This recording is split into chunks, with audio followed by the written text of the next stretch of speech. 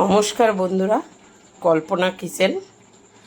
আজকে চিংড়ি মাছ দেখুন, অনেক বড় বড়, কিন্তু ভিডিওতে খুব ছোটই লাগছে। যাই হোক, এই দেখুন, পোস্ত কাজু বাদাম বেটে নিয়েছি, সাদা সরিষা কালো সরিষা বেটে নিয়েছি, সামান্য পেঁয়াজ কুচি, একটু গোটা রসুন ছুলে নিয়েছি, কাঁচা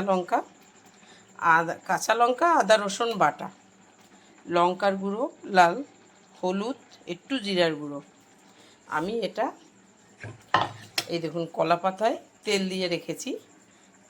চিংড়ি মাছটা কলা পাতায় করব, দেখতে থাকুন।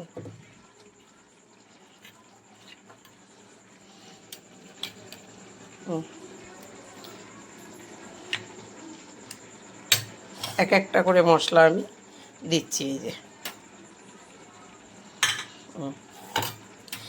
এটাই পেঁয়াজ কুচি না দিলেও চলে, তাও আমি একটু দিলাম, যেহেতু চিংড়ি মাছ ওই জন্য। এই যে, আর এটা বাদাম, কাজু বাদাম আর পোস্ত বাটা, আর এইটা হচ্ছে সরিষা, 2 রকম সরিষা বাটা।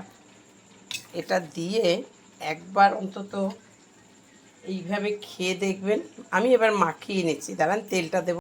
বন্ধুরা, আসলে কি বলুন তো, অনেক সময় ভুল হয়ে যায়। এই যে নুনটা স্বাদ মতো দিয়ে দিলাম। এবার তেলটা দেব।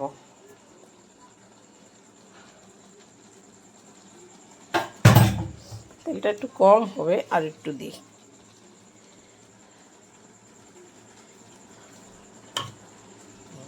আবার যখন উল্টাবো তখনও দিতে হবে।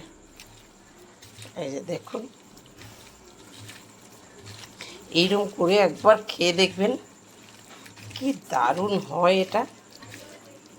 সত্যি বন্ধুরা, খুব সুন্দর হয়।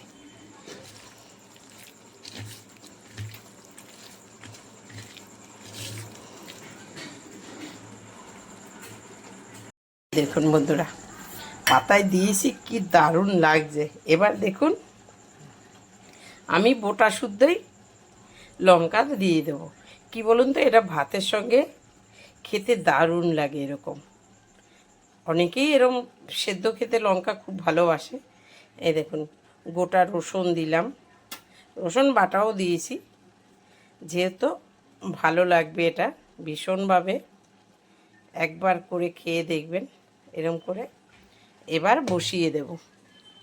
এটা একটু সময় লাগে আসলে, যে কোনো জিনিস সেইভাবে টেস্টি করে খেতে গেলে ভীষণ টাইম লাগে, আর ধৈর্যরও দরকার।